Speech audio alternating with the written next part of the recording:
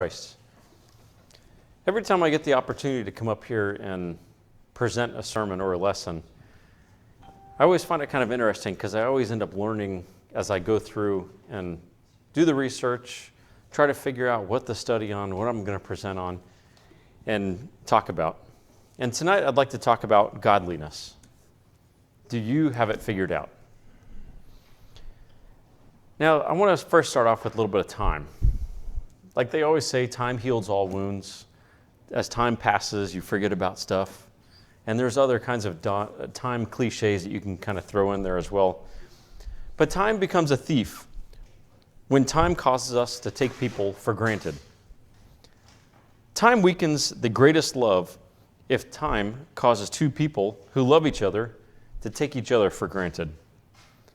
Time also weakens the bonds of the greatest friendship if time causes the friendship to take each other for granted. Now, we let time as Christians, we let time rob us as Christians and also as the church. Time has convinced us that Christianity and the church is just another religious system. Time has also kind of convinced us that we take the system for granted. Time convinced us that trusting a system is more important than trusting Christ. Now think about that for a second. How many people just go to church, they do whatever the preacher says, they're done, they go home, and they trust the system rather than actually trusting Christ and trusting the Bible? Now, has time convinced you to oversimplify Christianity by substituting correctness for your faith? Now, too many Christians think that being a Christian and being part of the church is just a matter of identifying the right system and plugging into it. I just found the right Baptist church. I'm just going to plug into it and I'm good to go. I'm saved. Once saved, always saved, right? Now, Christianity is just a matter of obedience, right? God is God. I'm not. You're not God. But because He's God, we are not. So we're just going to obey Him. So we all have to find the right system and just plug into it. You must find the right system. You must learn what you're supposed to do. Then just do it. And a person is spiritually okay if he or she is obedient in the right system. Now, do you really think that it's just something that simple that you can just plug into that system and that's it? You know, just plug and chug, right? Now, this evening, I want you to consider two examples that I have here to talk about tonight. Now, the first example is of King David in the Old Testament in Israel. Who here knows that story of King David? Now, the Old Testament Judaism was based on a specific set of laws and a specific religious system that came from God. Now, in Exodus chapter 20, verse 13, it says, commandment number 6 in the 10 commandments, you shall not murder. Right? You've heard that commandment. In Exodus 20, verse 14, the commandment number 7 of 10 commandments, you shall not commit adultery. Right? In Exodus chapter 21, verse 12, he who strikes a man so that he dies shall surely be put to death. In Leviticus chapter 20, verse 10, if a man commits adultery with another man's wife, both the adulterer and the adulteress shall be surely put to death. In Leviticus chapter 24, verse 17, if you take the life of any human being, you shall be surely put to death. Now, that's pretty clear, right? It's pretty simple to understand, and it's very specific. You commit adultery, you die. You commit murder, you die, right? That's purely black and white. There's no gray area that's there to misinterpret. And in 2 Samuel chapter 11, verse 12, it records King David's greatest spiritual failure that he had. Now, David was an exceptional man of God who raised the concept of godliness to a whole new level. But, like all of us, David was tempted, and through that temptation, David ended up falling. His army was attacking the Ammonites at the city of Rabbah. Instead of leading his troops, David was at home in Jerusalem, hanging out. One evening, as he walked on the roof of his palace, he looked down on a beautiful woman bathing in her home. He found out who she was, and he sent for her, and he seduced her. As a result, she conceived, and she informed David of her condition. She was pregnant. Her husband was a soldier in David's army, though. So David said, I've got an idea. I'm going to send for him. Now, David hoped that Uriah would come home, spend the night with his wife, and conceal David's sin, taking a lie and covering it up with another lie.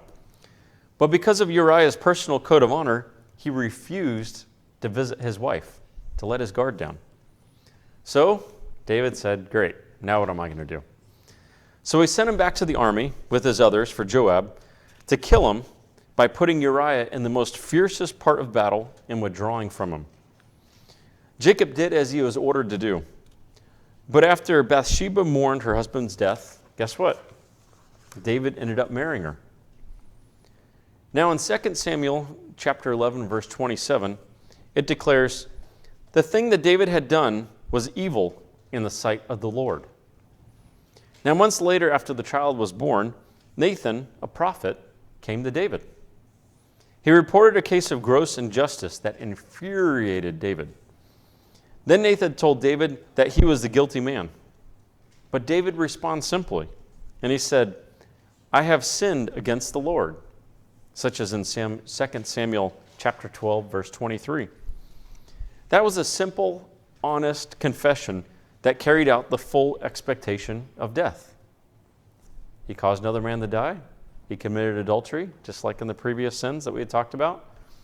And Nathan said, this is interesting, the Lord has taken away your sin, and you shall not die. In 2 Samuel chapter 12, verse 13, which is what we read tonight. Now think about this carefully here. The law clearly has cited, do not murder. If you kill a person, you're going to be killed too. It clearly said also, do not commit adultery. If you do, you will be killed as a result of it. Now David did both of these things. The Lord saw it as evil, but his sin was taken away. And neither he nor Bathsheba were killed as a result of it. Now, it's kind of odd, right? Now I want you to think about the second example here. The second example is that of Ananias and Sapphira in Acts chapter 5.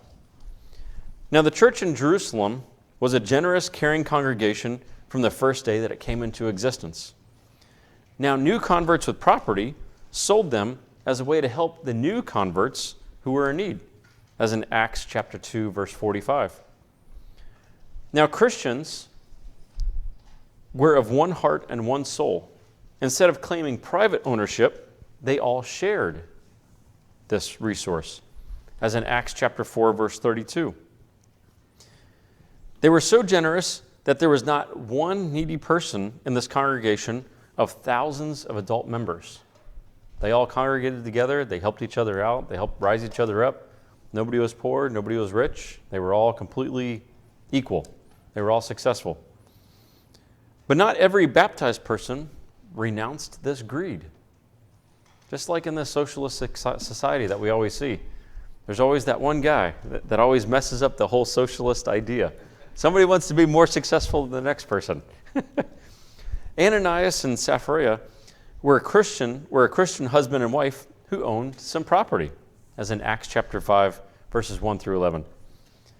Now, they did what they were told. They went through, they sold it, but they were not to give all the money to help the Christians.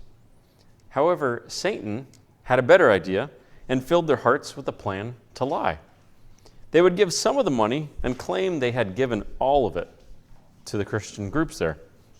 Now, Peter confronted Ananias, and he made it quite plain that the problem was not keeping part of the money, but in attempting to lie to the Holy Spirit.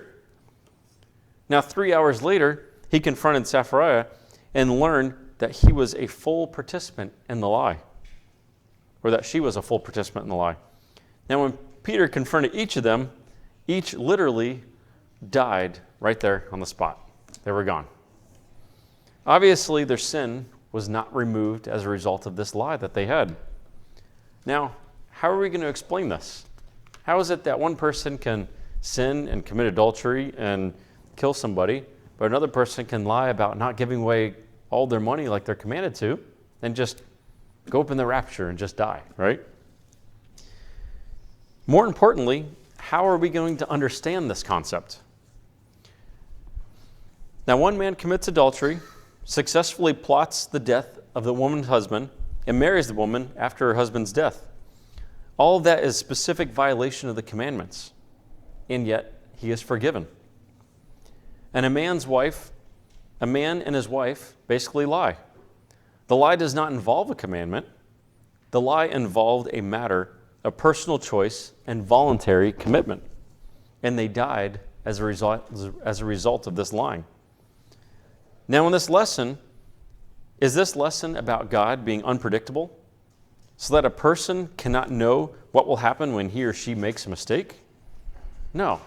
Obviously, that's not the whole point of this lesson.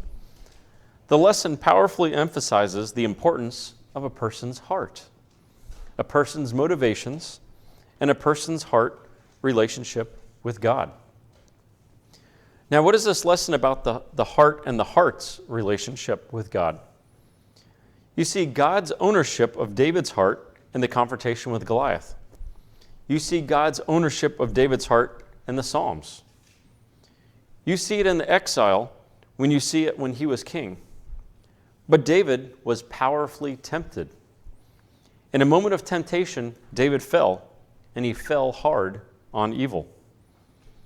When he fell, David did what many godly people do. He committed more and more greater evil in an attempt to cover up his first evil that he had. Now David, the man of great character, acted like a man who had absolutely no character. Even though David did this evil, there was no question that God owned his heart. Now when Nathan confronted David, David immediately said, "Hey, you got me. I'm guilty. I know I did something wrong." He admitted to his mistakes. Now, no excuses, no blaming somebody else, and no evading responsibility. He just coughed it up. Hey, I'm guilty. Now, Ananias and Sapphira's hearts stand in distinct contrast. They created a deliberate plan to go through and deceive. They did not fall to a moment of temptation. They devised and initiated a plan to deceive. They had premeditated thoughts. It was more than a plan to deceive people. It was an attempt to deceive God. I mean, who does that, right? Who tries to deceive God? Now, if they did not have godly hearts that fell to temptation, they had calculated hearts dedicated to this deceit. Now, the questions are not, am I in the right system? Am I obeying the right commandments? Am I doing the right things? The question should be, when I obey God, where is my heart and what are my motives? When I do the right thing, where is my heart and what are my motives? When I worship, where is my heart and what are my motives? When I make a mistake, where is my heart and what are my motives? And when I fall to evil, where is my heart and what are my motives? In your life, where your heart is and what are your motives? Where is your heart and what are your motives? As God looks at your heart, what did he see? What will he see? How often do you pray, "Give me the right heart.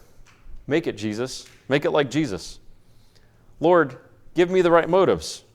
With the right heart and the right motives, help me accomplish your purposes.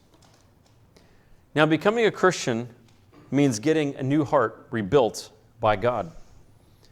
Being rebuilt from within to be used by God.